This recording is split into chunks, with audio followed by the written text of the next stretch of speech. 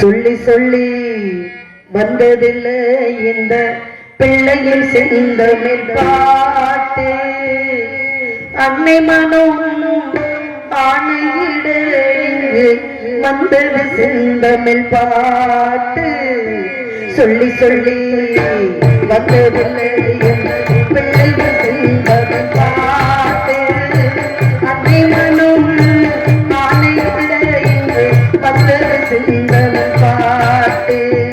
நான் வணங்கும் தெய்வத்தின் நிழலில் வாழும் மனிதர் ஜாதி காத்தொன்ற நாளை மனமே மறந்தே போகும்.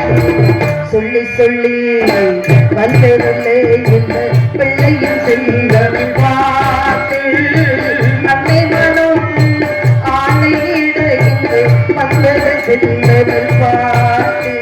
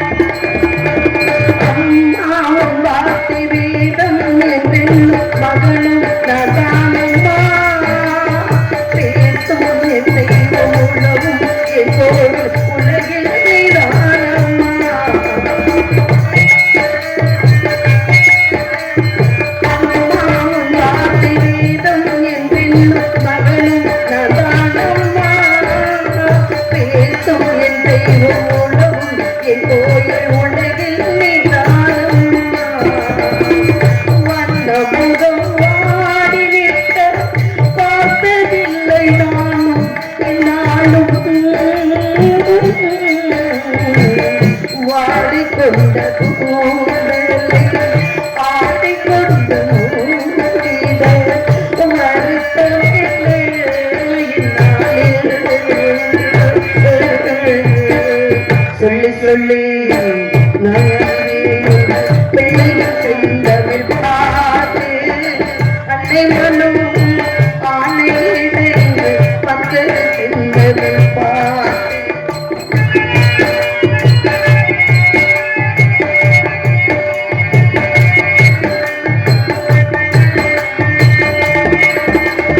காதல் என்னென்றும் நீயும் காணாமல் வளர்த்தே நதானடா.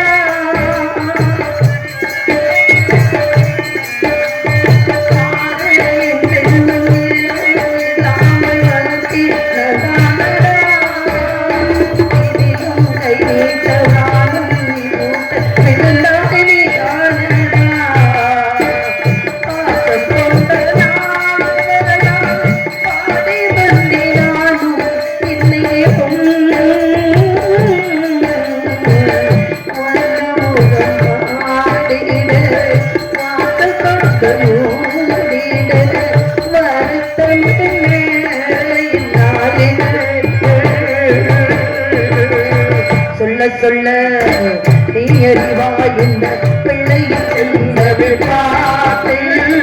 அன்னை மனம் ஆணையிட வந்தது செந்தமிழ் பாட்டு. நான் வணங்கும் தெய்வத்தின் நிழலிலே போனாது மனிதர் ஜாதி பார்த்தோம் மனமே மறந்தே போகும். சொல்லி சொல்லி வந்ததில்லை இந்த பிள்ளையின் செந்தமிழ் பாட்டு. அன்னை மனம் ஆணையிட வந்தது செந்தமிழ் பாட்டு. இப்படியெல்லாம் நான் பெற்ற மகனுக்கு ஆறுதல் சொல்லி மேலவராமர் செல்மகனே தெப்பை ஆவற்றை சேகரித்து வா மகனே என்று நான் பெற்ற மகனுக்கு ஆறுதல் சொல்லி அனுப்பி வைத்தேன். பசியோடு சென்ற மகனை காணாமல் தவித்துக் கொண்டிருக்கின்றேன். நான் என்ன செய்வேன்? நான் என்ன செய்வேன் ஐயா? என்ன செய்வேன்? என்னமோ வர தானே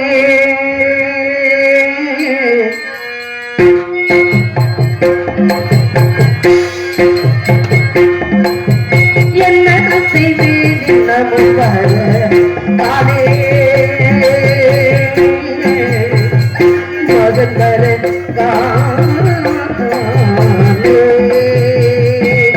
நான் என்ன செய்ய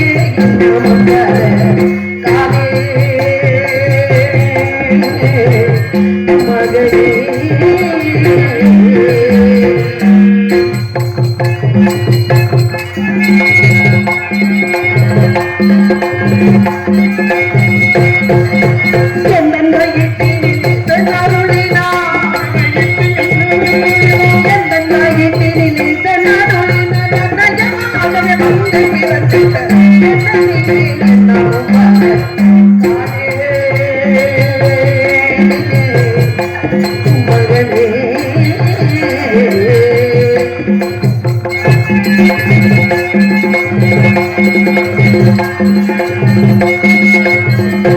அந்தி பொழுதும் வந்திடாதே அந்தி பொழுதும் மகனும் கேட்கும் நேரம் போச்சே அந்தி பொழுதும் வந்திடாதே மகனும் கேட்கும் நேரம் போச்சே அந்தி பொழுதும் வந்திடாதே மகனும் கேட்கும் நேரம் போச்சே என்று மனமே தயங்கி தவிக்குதே என்று மனமே தயங்கி தவிக்குதே என்னமோ என்னமே தோணுதே என்ன செய்வே என்னமோ காதே மகனே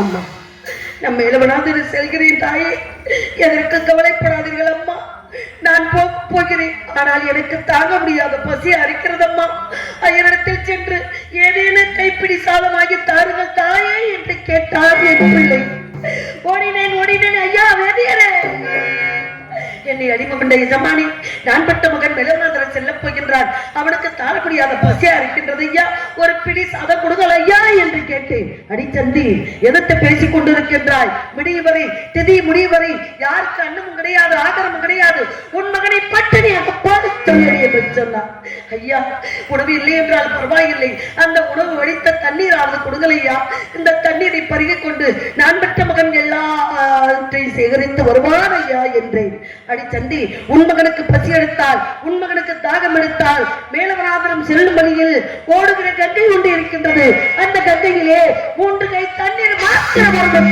பிள்ளையே நான் பெற்ற மகனை 10 மாதம் சுமந்து பெற்றெடுத்த பிள்ளை நீ உணவு தர முடியாத பாவி ஆகிவிட்டேன் என் பிள்ளை கேட்டான் என்னை பார்த்து அம்மா அன்று ஒரு நாள் எனக்கு பிறந்த நாள் வந்துவிட்டது என்று 33 தேவர்களும் 47 ரிஷிமார்களும் அண்டமிட்டு அமதமிட்டு எல்லோருக்கும் முத்தாடை எல்லாம் கொடுத்து தங்க கிண்ணத்திலே பாலனும் விசைந்து உண்ணு மகனே என்று என்னை சுற்றி சுற்றி வந்தீர்கள் தாயே பசி இல்லை அம்மா என்று உங்களிடம் உணவு வாங்காமல் ஓடிவிட்டேனே அம்மா அன்று உணவு வேண்டாம் என்று சொன்னேன் இன்று உணவு வேண்டும் பசிக்குது என்று சொல்லியும் நான் கேட்டும் தர முடியாதவர்கள் ஆகிவிட்டீர்களே என்று என் பிள்ளை என்னை பார்த்தான் என்னை கேட்டான் பெற்றவயர் புழுப்போலை துடித்ததை யார்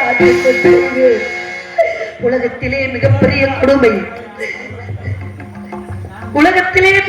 கொடுமை அது பச்சை பிள்ளைக்கு பெற்ற பிள்ளைக்கு உணவு கொடுக்க முடியாத கொடுமை உலகத்தில் யாருக்கும் வர வேண்டாம் தாயே நான் என்ன செய்வேன் என் பிள்ளை அதை கேட்ட பிறகு என் மனம் எப்படி எல்லாம் வேதனைப்பட்டது எப்படி ஆரிரோ ஆரிரோ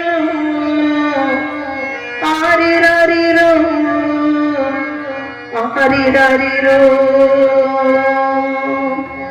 சின்ன தீரை கிளியே